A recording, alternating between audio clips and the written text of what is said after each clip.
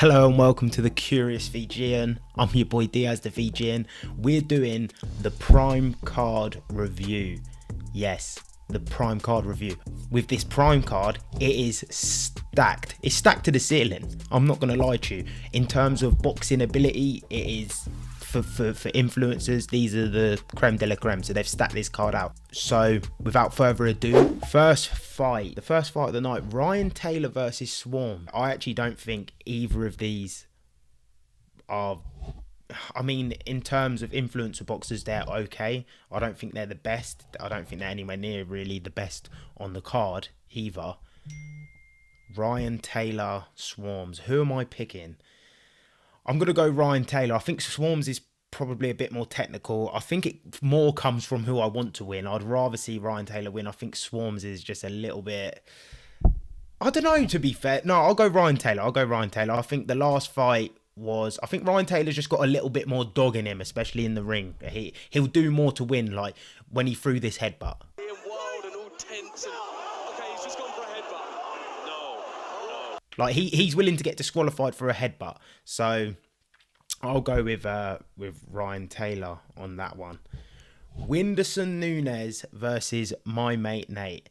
So we see my mate Nate get stopped by Kenny, but King Kenny, since that loss he had to Raksu, he's turned his boxing career around. He looks impeccable. He lets his hands go. But we'll get on to King Kenny in a minute. My mate Nate versus Whindersson Nunes. I was very impressed with Whindersson Nunes on his first fight he fought on the Kingpin card. I thought he was excellent. I thought he was moving, grooving, letting his hands go. Little defense here, defense there, head bopping. So I thought Whindersson Nunes is good, and he can sell out an arena. That's why they've got him here, to sell out arenas. So he's brilliant at doing that. I think technical ability, I think Whindersson Nunes is so much better. Obviously, they've both got losses to King Kenny. I'm going to go Whindersson Nunes on that pick. I think that's a great fight. This is what I'm talking about. We're at the bottom two, and they're so stacked already. Ryan Taylor versus Swarms, good fight. Whindersson Nunes versus my mate Nate, good fight. Even on the undercard, King Kenny versus Anthony Taylor, good fight. That's a good fight. Kenny's record 4-2-0. Anthony Taylor's record 2-2-1. I think Anthony Taylor has lost to legit people though. I think they're counting in that. I think the Tommy Fury fight's probably counted in that. He's coming off the Salt Pappy win. King Kenny's coming off the Whindersson Nunes win, where I think that was the best King Kenny we've ever seen. Whatever Daly's doing down there with him, he's got him firing on all cylinders.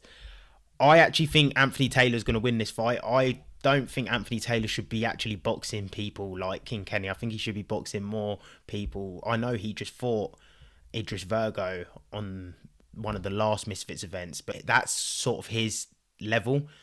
His level's not King Kenny and stuff. I mean, for King Kenny, it's a good fight because he gets to test himself. He gets to challenge himself. For Anthony Taylor, I don't think it's just a pointless fight for him. I think he does actually win that fight, Anthony Taylor. Then we go into, for some reason, it's not showing. I know Astrid Wet is fighting. I don't know who she's fighting. Let me find out, because she's surely on. I'm just trying to find out, but I'm trying to not look for no OnlyFans. I'm just doing due diligence. I'm just doing my research, people. I'm just doing my research. Astrid Wet Prime card. That's a safe thing to search. You don't want no madness coming up on it. I don't want to be getting. She's fighting Alexia Grace. Alexia Grace. I've never heard of Alexia Grace, but I swear there was some bad blood. Didn't they like push each other over or something like that? Oh yeah, they did. They had the fight, didn't they?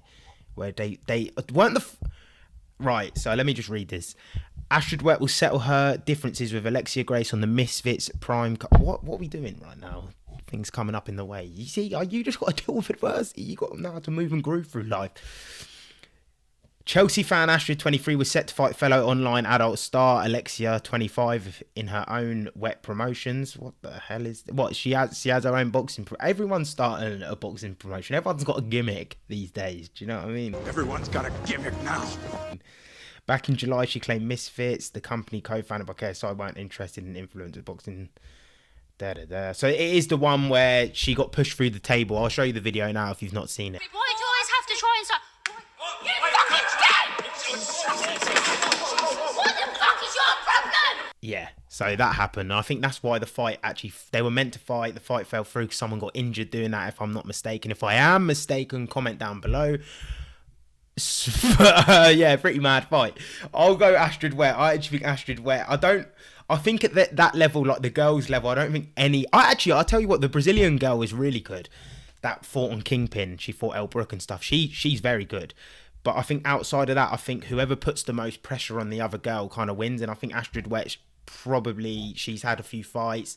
She's got fitness. She'll probably put the pressure on her and win. So I'll go Astrid Wet. Then we have Chase Demore versus Tempo Arts. Chase Demore versus Tempo Arts. Tempo Arts is actually very good. I think this must be like a heavyweight bout, because Chase Demore is a big guy. Yeah, so 234 pounds versus 282 pounds. Wow. Orthodox versus Orthodox. Yeah, so these are big boys. So we got some big boys. No, that's not right. It's saying Chase Demore's only 5'6". There's no way he's 5'6". He's got to be taller than that. He has to be taller. He looks massive. Chase Demore height 1.96. See what I'm talking about? He's 6 foot something. He got high level in NFL as well. So he's an athlete. We know he's an athlete. He hit the guy when he was down or something. He done something like that, didn't he? So yeah, I think this is actually a good fight if Chase Demore keeps his head and doesn't get banned for any stupid stuff. I'll go with Tempo Arts just because he's proven. He's fought well. He's not cheated.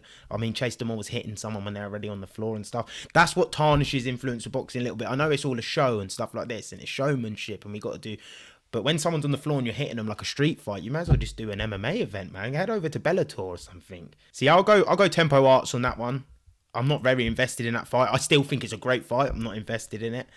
And then we got Salt Pappy versus Slim. This is a good fight. You can see I'm excited. I'm not even a massive fan of influence boxing. I'm excited for this fight because these two are arguably two of the best boxers in influencer boxing technically. Salt Pappy's actually been training down here in the homeland in Luton. He's training here, so you know he's got that dog in him if he's down here and he's getting gritty with it. Slim, he's very good. I do like Slim. He reminds me of Prince Nassim a little bit. The way he moves his body and stuff to the music and all of that sort of stuff. Very good fighter. He's not fought since January, I believe. I think he fought Ryan Taylor. It was a bit of a messy fight. He's saying he's reinvented himself from then. Salt Pappy, we know's reinvented himself. He's put in the work. He's shredded. Look at him. Look at your boy there. Look at his arms. He looks like Popeye. Your boy looks like Popeye. So Salt Pappy, he's 3-1. He lost to Anthony Taylor, which, like I said, Anthony Taylor probably shouldn't be fighting people like this. I just think he's a bit too high level. You have Slim, who's 6-0, but Slim is very good. This is a very good fight. This is a hard fight to call. If I've got to bet on the fight, I think Salt Pappy's going to be way faster than he was, and he already had quick hands. He's going to be way faster. I think Slim's very elusive anyway. He moves very well. He says it. He's slippery. The boy's slippery. I'm going to go with Slim. I don't think there's a lot in it. I think it could go all the rounds. I'll take Slim on this one, though, just because. But I wouldn't be surprised if Salt Pappy takes it, but I'll take Slim. The big fight, and I said arguably the last fight they were the best influencer boxers. These two are the best influencer boxers out there. Dean the Great and Waleed Shark. So when people do their pound for pound list, these have to be. I don't know why KSI. This is rant of the day. Ding ding. Give me a little bell for that. Rant of the day. I don't know why KSI is rated number 1 on all these people's GOAT lists. I don't know. He's beat Logan Paul. That's it. And he's beat Pineda and stuff like this. He's not beat anyone good. At least Jake Paul's fighting actual fighters. And I can't say that. KSI, he puts in the work. He trains hard. He's a very good... I wouldn't even say he's a good boxer. But he knows how to win. He knows how to win in life in general. He goes out there and he takes that formula with him every step. Wins. He's a winner. But he's not a good boxer and he shouldn't be top of the GOAT list. I think Dean the Great should be top of the GOAT list. He is the best boxer in this scene. And Waleed Sharks it's 1A, 1B. I think they had pedigree before they come into influencer boxing. These two are the real deal. I actually met Dean the Great's coach when I was doing police filming, Yogi. But he was telling me then, he said, we don't put him in with amateurs, we put him in with pros, because in that gym in Brickhouse, they have to get down and dirty and he wants them to get gritty. And that's why Dean the Great's so good. Remember, he come up off of fighting people in the street with boxing gloves. You see OJ Rose doing a similar thing now, handing people gloves and just having a fight on the street. That takes cojones to go and do that. So he must trust his ability. I'll take Dean the Great. I think he's probably improved since his last fight. I think when he fought Pulley, he had a shoulder injury. He done the tag team thing with Waleed. Waleed Sharks is very good, and I wouldn't be surprised if he nicks it, because he was beating Dean the Great in the last fight until he got dropped, TKO'd. So I'll go Dean the Great on this one, but I could see why people would take Waleed. I'll take Dean. The co-main event. Round of applause. Logan Paul versus Dylan Dennis. Logan Paul's record 0-1-2. Dylan Dennis 0-0-0. Dylan Dennis. I actually really like Dylan Dennis. I watch his podcasts and that he's been on, stuff like that. I think he's funny. Very good jiu-jitsu athlete. A lot of people discredit his jiu-jitsu. One of the best. He is very good. Legit black belt. He's legit. As an MMA, maybe, well, he's not even proven it as an MMA fighter. As a jiu-jitsu artist, he's legit. Logan Paul, WWE, top tier. He's going to go down as one of the best in WWE. He's very good at WWE. He's a showman. But in boxing, he has the ability. He doesn't have the bite. Like his brother, when you see Jake, and when you hear professional boxers speak, they say you have to have that where you just want to bite down and hurt someone. I'm not talking from experience. I'm just talking from the people I've spoke to. Don't hold me to it. But Logan Paul doesn't look like he has that bite. He has all the technical ability. Like when you watched him in the first KSI fight, when he rolled up off the couch and fought KSI, his jab, everything's very, he's pretty clean. So his jab was good. He's an athlete. He's got long reach. He actually uses his reach. Good, throws uppercuts, hooks, everything. But he's got no bite. Like you've seen it in the second KSI fight. When KSI knew that the rounds were close, KSI was biting down and running at him, windmilling. And Logan Paul was just kind of like, what the hell, and running away. So I don't think he's got no bite. I don't know if he's changed that. I don't know if training and who he's been training with he's changed that. Dylan Dennis probably will have that bite. But I did see Dylan Dennis yesterday. He was kind of like shadow boxing, and it looked weird. It looked awkward. He couldn't roll his shoulders. Like, you know, when you see, this is all I can go off because I've not seen that much footage. But when you see people rolling the shoulders and when they're shadow boxing, obviously I can't do it. That's what I mean. It looked like I was shadow boxing up there, and he's a professional fighter. So I'll take Logan Paul on this one. I hope Dylan Dennis wins. I actually want Dylan Dennis to win, but I'll take Logan Paul. If I was a betting man, if I was going to bet, and if I was going to put an accumulator on it, I'm backing Logan Paul. So I'll take Logan Paul. KSI versus Tommy Fury. Interesting. This is an interesting fight. It's not, though. It shouldn't be. Tommy Fury should go in there and wipe the floor with him. But KSI is not a walkover. He does have that dog in him. He does train like a professional athlete. And I think he'll make a decent enough account of himself. I think what could shock Tommy Fury is the recklessness. Whereas Jake Paul, when Tommy Fury fought Jake Paul was going in there to have a boxing match. So it suited Tommy Fury. He's having a boxing match. I'm having a boxing match. Tommy Fury's got more experience. Tommy Fury's the better boxer. And it was a close fight. Whereas KSI's probably not coming in there to have a boxing match. He's got a very, very unorthodox style. He throws that wild overhand right. When you see it against Joe Fournier, I'll roll the clip. The big overhand right there. Oh, that should go. So he's got a very, very wild overhand right. He might even hit you with an elbow. The better matchup would have been Dylan Dennis KSI.